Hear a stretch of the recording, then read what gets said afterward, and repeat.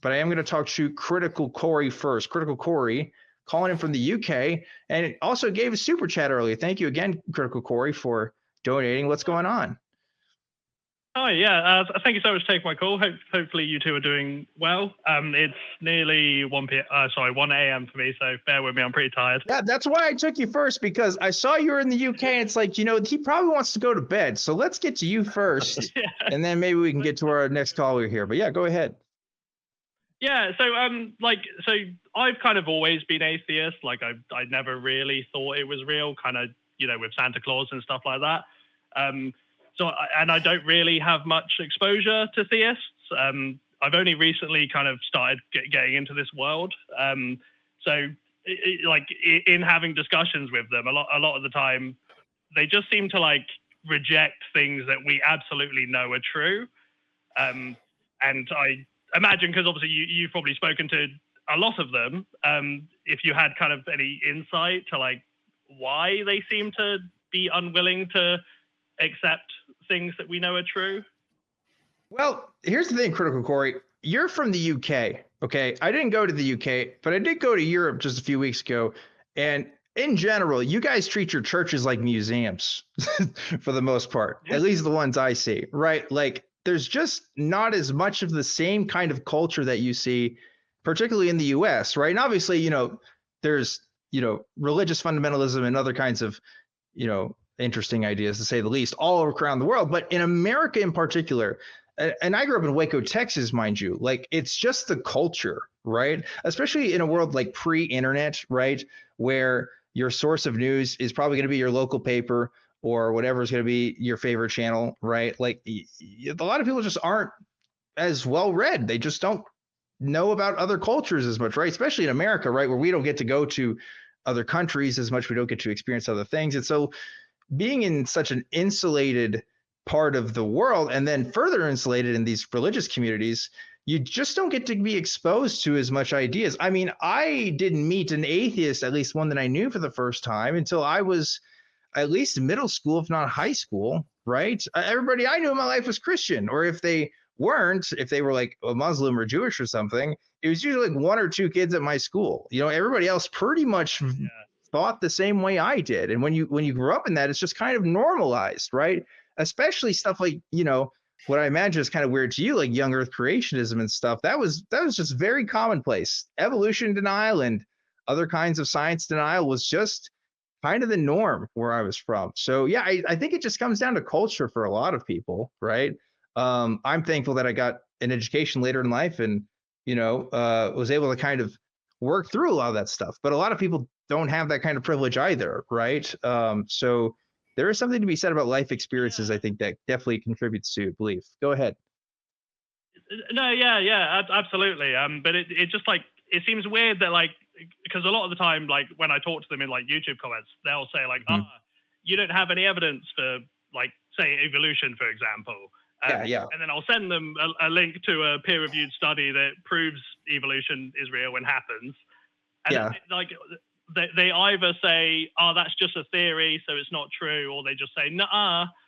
And it just seems weird to me that, like, because, like, for me, it's obviously like, you know, if they sent me evidence that would make me question my beliefs, I'd be like, okay, cool, I need to consider this stuff.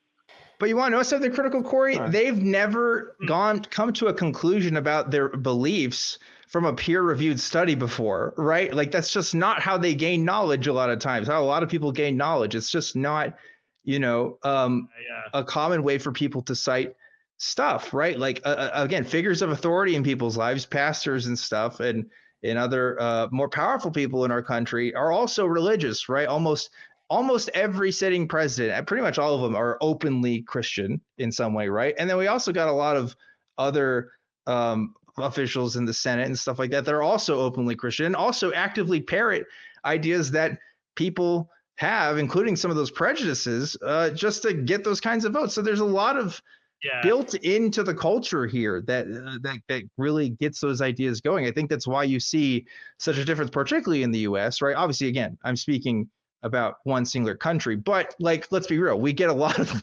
weirdos come from the US, right? A lot of the strangest beliefs too. And it's because we just don't have that same, I don't know, that same kind of culture to talk about some of those ideas in the ways that you want to talk about, right? Like through scientific inquiry or through peer review citation, right?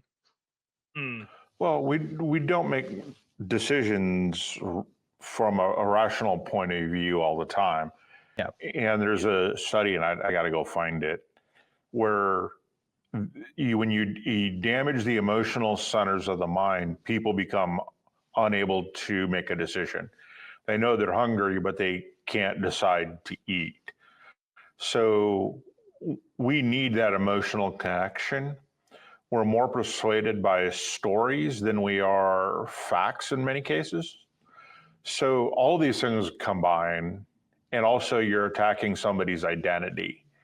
So that gives them a stake in being right when it's their identity. And facts don't always convince people anyway, right? Yeah, that's fair enough. I mean, yeah, it's just, like I say, it just seems so weird to me, so alien. So I appreciate you guys giving me that perspective. Yeah, of course. And there is a bias in our perspective too, Critical Core, because there is something called the third person effect. And it's this idea that when we describe how other people come to their beliefs, we oftentimes cite more sociological forces, right, or more outside forces than when we typically talk about our own beliefs, right? They've done studies about this where they talk about how advertising affects people and how advertising affects people's buying decisions and stuff. And a lot of people, even though it's demonstrated, like, look, more people bought this thing because of this advertisement, when they get asked, okay, why did you buy this thing?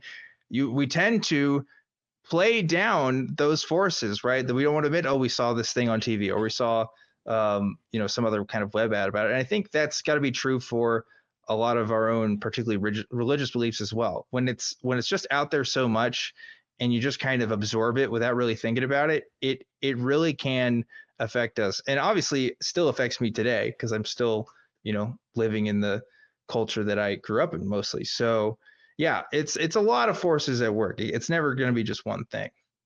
Right. Yeah. All righty. Well, cool. Any other comments or something? No? No, yeah, that's perfect. Yeah, I just wanted to get some kind of perspective on it, and you've done a great job of that. Thank you. Thank you, Critical Corey. I like your call. It was short but sweet, 5 minutes there, but hey, we'll take it. I particularly enjoyed that. What do you think, Jim? Yeah, it's always an interesting question as to why people don't pay more attention to facts. And, it's the old salesman adage, people buy on emotion and justify with facts later. So. Yeah, but then there's also this idea of fact, right? Because like if you grow up with just the fact, for example, that the earth is 6,000 years old or that humans were created by God. I mean, like there's can be a privileging of information that occurs that normally wouldn't occur otherwise, right? And so that may lead some sources like the Bible, for example, to be more heavily sort of touted as a source of truth when it really doesn't have as much of a right to be, right? Some people just aren't as well equipped in knowing how we have the knowledge gaining methods that we do today and why they work and why they can be reliable. And they have their shortcomings too. A lot of people point out the shortcomings of science all the time. But it's still going to be, I feel like, something that gets us closer to the truth than just, whatever this thing says that never changes that we always have to listen to, right?